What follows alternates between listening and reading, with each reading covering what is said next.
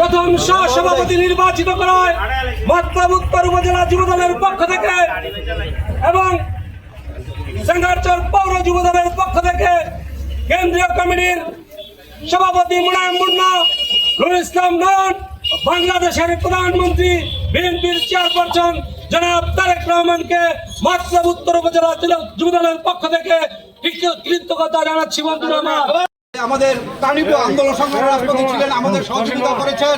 রাজপথ কখনো বিছা যায় না, ত্যাগী কখনো